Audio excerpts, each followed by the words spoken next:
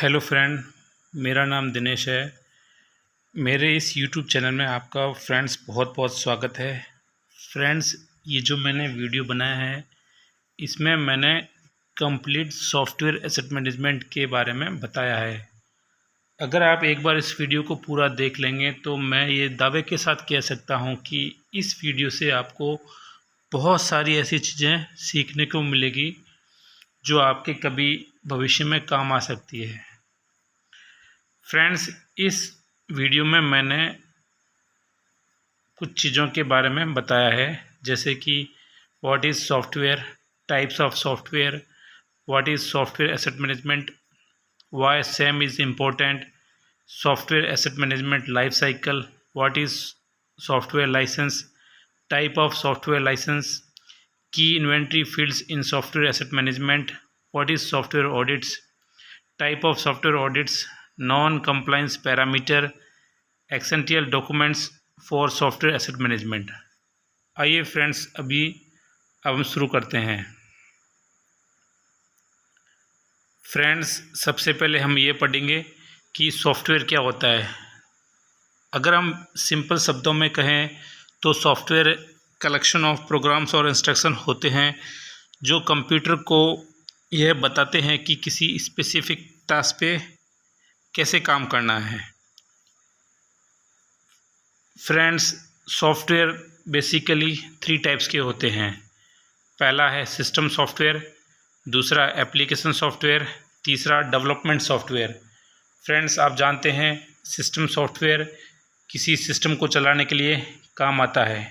मेरा मतलब यह है कि सिस्टम सॉफ्टवेयर किसी कंप्यूटर, किसी डेस्कटॉप को ऑपरेट और उसके हार्डवेयर को ऑपरेट करने के लिए काम आता है, जैसे कि Windows, Microsoft Windows, Mac OS. ये ऐसे ऑपरेटिंग सिस्टम है जिससे complete machine, laptop, desktop operate किए जाते हैं। दूसरा फ्रेंड्स एप्लीकेशन सॉफ्टवेयर है। एप्लीकेशन सॉफ्टवेयर में हम यह एक यूज़र की किसी स्पेसिफिक टास्क, किसी स्पेसिफिक एप्लीकेशन के लिए बनाया जाता है, जैसे कि माइक्रोसॉफ्ट वर्ड। इसमें यूज़र टाइपिंग कर सकता है। गूगल क्रोम, इसके अंदर यूज़र सर्फिंग कर सकता है, इंटरनेट पे कोई टॉपिक सर्च कर सकता है। तीसरा फ्रेंड है डेवलपमेंट सॉफ्टवेयर। डेवलपमेंट सॉफ्टवेयर के अंदर हम किसी सॉफ्टवेयर को डेवलप करते हैं। फ्रेंड्स, आप भली भांति जानते हैं कि विजुअल स्टूडियो, जिसके उपयोग करके हम नई एप्लीकेशन, नया सॉफ्टवेयर बना सकते हैं। इस स्लाइड में फ्रेंड हम देखेंगे कि सॉफ्टवेयर एसेट मैनेजमेंट क्या होता है। फ्रेंड, दरअसल सॉफ्टवेयर एसेट मैनेजमेंट अगर हम सिंपल शब्दों में देखें तो यह एक बिजनेस प्रैक्टिस है जो किसी ऑर्गेनाइजेशन में उपयोग में आने वाले एप्लीकेशंस को मैनेज और ऑप्टिमाइज़ करने के लिए काम आता है। यह प्रैक्टिस हमें यह बताता है कि कोई लाइसेंस कैसे यूटिलाइज हो रहा है, उसका पर्पज़ क्या है, उसका लाइसेंसिंग हमारे पास है कि नहीं है, उसको कैसे प्रॉपर्ली रिमूव किया जाता है। ये सारी प्रैक्टिस इसके अंतर्गत आती है। फ्रेंड्स, सेम बेसिकली हमें किसी भी लाइसेंस को ट्रैक करने के लिए काम आता है। सॉफ्टवेयर एसेट मैनेजमेंट हमें कंप्लाइंस को देखने के लिए काम आता है, कंप्लाइंस रिपोर्ट देखने के लिए, और सेम का उपयोग लेके हम कॉस्ट ऑप्टिमाइजेशन भी कर सकते हैं। फ्रेंड, अब हम जानेंगे कि सेम इम्पोर्टेंट क्यों हैं। देखिए दोस्तों, सेम कुछ चीज़ों के लिए बहुत ही महत्वपूर्ण है, जैसे कि हमारे ऑर्गेनाइजेशन में किसी प्रकार का लीगल इश्यूज़ को सॉल्व करने के लिए, जो सॉफ्टवेयर अननेसेसरी हमारे टूल में है उसको हटाने के लिए। मेरा कहने का मतलब है, अगर हमारे पास 10 लाइसेंस है किसी एप्लीकेशन के लिए, किसी सॉफ्टवेयर के लिए, उसमें से सिर्फ 5 ही काम आ रहे हैं और 5 नहीं काम आ रहे, तो हम उसको हटा सकते हैं और कॉस्ट सेविंग कर सकते हैं। इम्प्रूव एफिशिएंसी, ये हमारे टूल की एफिशिएंसी इम्प्रूव करने के लिए भी काम आता है। हमारा कंप्लीट सॉफ्टवेयर एसेट मैनेजमेंट को इम्प्रूव करने के लिए सेम प्रैक्टिस बहुत ही यूज़फुल है, बहुत ही उपयोगी है। अगले टॉपिक पे हम ये पढ़ेंगे कि सॉफ्टवेयर एसेट मैनेजमेंट की life cycle. Friends, software asset management की लाइफ साइकिल सेम ऐसे ही है जैसे कि hardware asset management life cycle होती है। Same life cycle basically 7 phase में डिवाइडेड है। फर्स्ट फेज़ है प्लानिंग। प्लानिंग के अंतर्गत हम किसी ऑर्गेनाइजेशन में यह देखते हैं कि हमें किस टाइप का सॉफ्टवेयर, किस टाइप का लाइसेंस चाहिए। एक्विजिशन, इसके अंतर्गत हम लाइसेंस को परचेज करते हैं, वेंडर से कोऑर्डिनेट करते हैं, नेगोशिएट करते हैं और फिर उसको साइट पे अपने ऑर्गेनाइजेशन में रिसीव करते हैं। डिप्लॉयमेंट के अंतर्गत फ्रेंड्स हम उस सॉफ्टवेयर को यूज़र को इशू करते हैं। मैनेजमेंट और मेंटेनेंस के अंदर हम सॉफ्टवेयर का मॉनिटर करते हैं। फ्रेंड्स, रिव्यू के टाइम हम इसकी ऑडिट करते हैं कि हमारे जो लाइसेंस है वो नॉन कंप्लाइंस नहीं होने चाहिए, सारे लाइसेंस कंप्लाइंस में होने चाहिए। मेरा कहने का मतलब यह है कि अगर हमारे पास 100 लाइसेंस हैं, 100 लाइसेंस यूटिलाइजेशन में होने चाहिए, उपयोग में होने चाहिए। लास्ट वाला फेज़ फ्रेंड है इसका रिटायरमेंट है, जिसके अंतर्गत हम सॉफ्टवेयर को सिस्टम से रिमूव करते हैं। मेरा मतलब यह है कि हम सॉफ्टवेयर को अनइंस्टॉल करते हैं। अनइंस्टॉल का प्रोसीजर आप भली भांति जानते हैं। अगला टॉपिक हमारा फ्रेंड्स सॉफ्टवेयर लाइसेंस है। मित्रों, सॉफ्टवेयर लाइसेंस एक ऐसा एग्रीमेंट होता है, ये बेसिकली लाइसेंसर और लाइसेंसी के बीच में होता है। लाइसेंसर, जिसको हम पब्लिशर भी कहते हैं, लाइसेंसर वो होता है जो लाइसेंस को बनाता है, सॉफ्टवेयर को बनाता है, और लाइसेंसी वो होता है जो उसको यूज़ लेता है। टाइप्स ऑफ लाइसेंस फ्रेंड्स, इसके अंदर हम देखेंगे कि सॉफ्टवेयर लाइसेंस कई प्रकार के होते हैं। यह टॉपिक बहुत ही इम्पोर्टेंट है मेरे उन फ्रेंड्स के लिए जो एसेट मैनेजमेंट की, सॉफ्टवेयर एसेट मैनेजमेंट प्रोफाइल में जाना चाहते हैं। फर्स्ट लाइसेंस है सिंगल यूज़र लाइसेंस। फ्रेंड्स, यह इसमें 1 यूज़र होता है और 1 डिवाइस होती है, जैसे कि हम अपने लैपटॉप में फ़ोटोशॉप इंस्टॉल करते हैं। वॉल्यूम लाइसेंस, इसके अंतर्गत मल्टीपल यूज़र होते हैं और मल्टीपल लाइसेंस यूज़ लिए जाते हैं। फ्रीवेयर में ये फ्री होता है, फ्री टू यूज़ होता है, बट इसके अंतर्गत मॉडिफिकेशन नहीं होता है। जैसे कि गूगल क्रोम एक फ्री लाइसेंस एप्लीकेशन है। Open source free to use है, मॉडिफाई है और इसको हम शेयर भी कर सकते हैं। फ्रेंड्स, ओपन सोर्स आप ऐसे मानिए जैसे कि हम लाइनेक्स को यूज़ करते हैं। लाइनेक्स एक फ्री है जिसके अंतर्गत हम अपन अपने रिक्वायरमेंट के हिसाब से एडिटिंग करके, मॉडिफिकेशन करके उसको एक नया सॉफ्टवेयर बना सकते हैं। सब्सक्रिप्शन लाइसेंस, ये मंथली भी हो सकता है, ईयरली भी हो सकता है। इसके अंतर्गत हम पे करके सब्सक्रिप्शन पैक लेते हैं और इसको यूज़ करते हैं अपने ऑर्गेनाइजेशन में।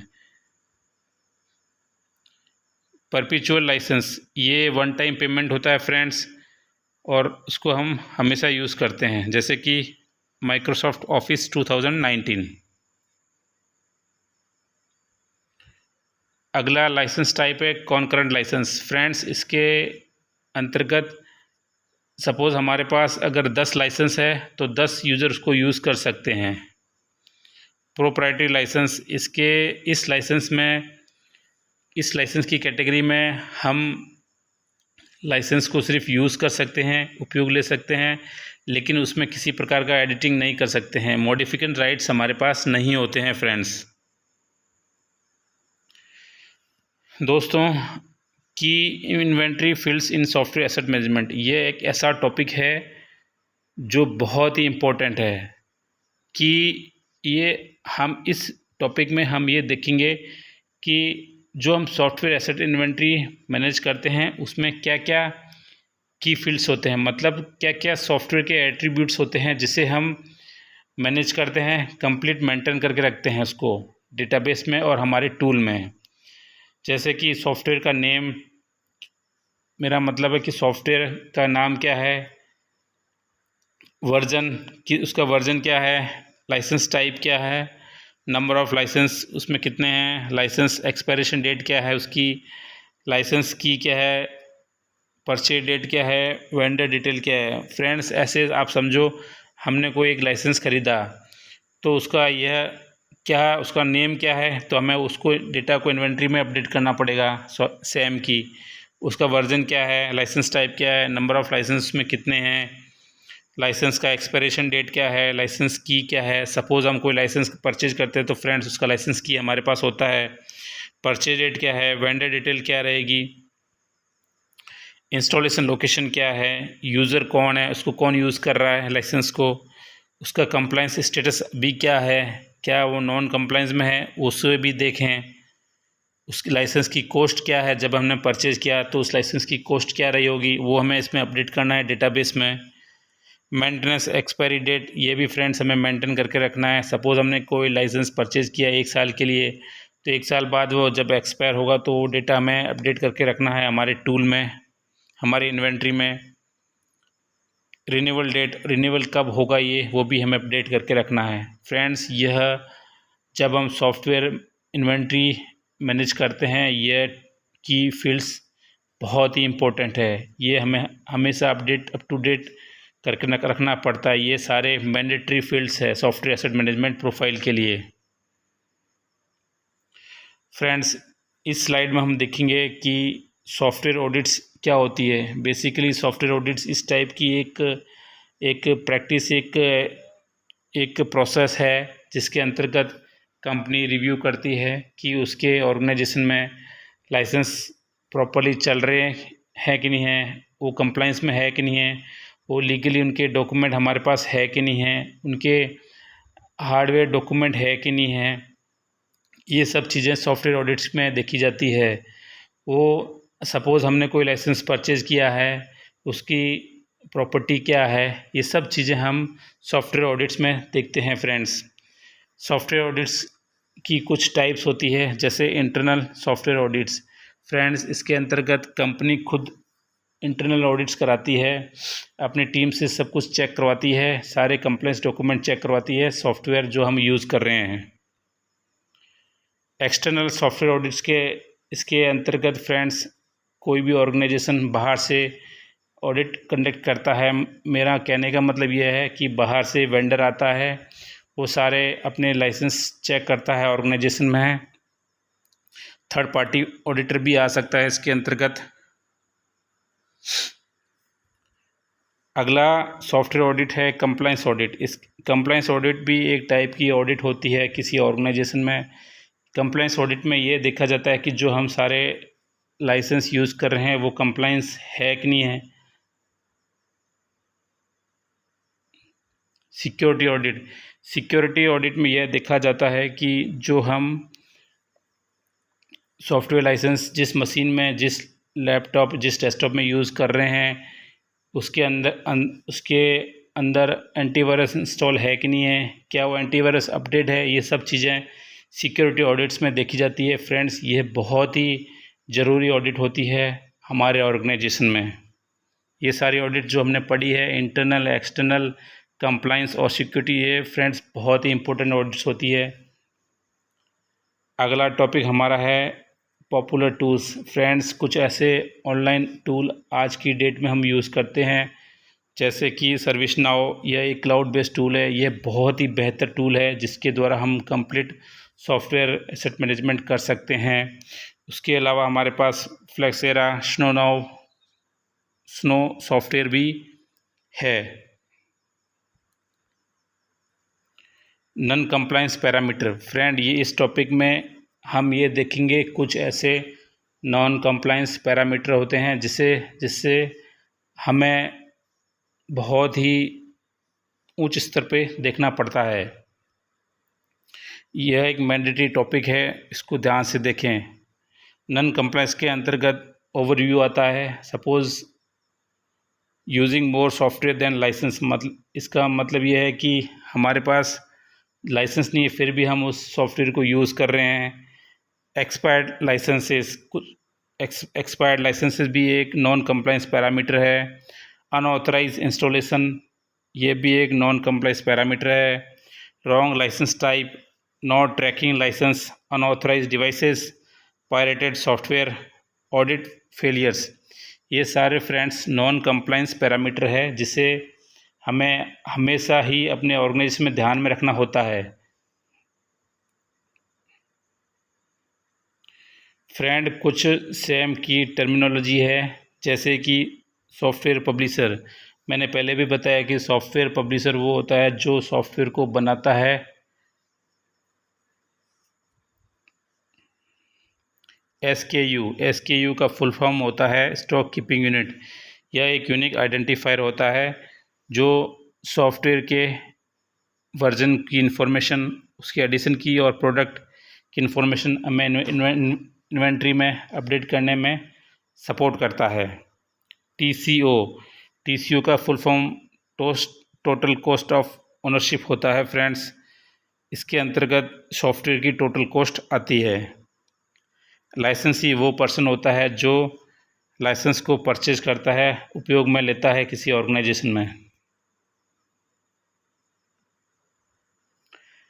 फ्रेंड्स, कुछ एसेंशियल डॉक्यूमेंटेशन होता है फॉर सॉफ्टवेयर एसेट मैनेजमेंट के लिए।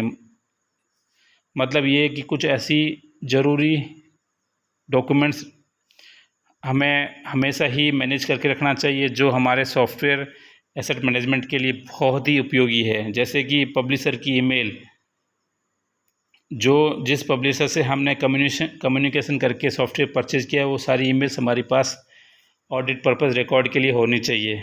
अगला है लाइसेंस वेबसाइट। लाइसेंसिंग की जो वेबसाइट है वो उसकी डिटेल हमारे पास होनी चाहिए। लाइसेंस के डॉक्यूमेंट होने चाहिए।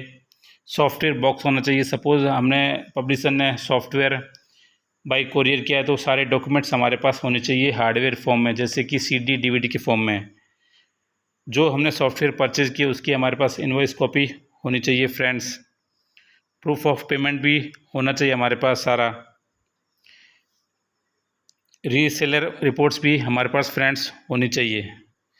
फ्रेंड्स, मेरी ये वीडियो आपको कैसी लगी? मेरी ये जो छोटा प्रयास था वो आपको कैसा लगा?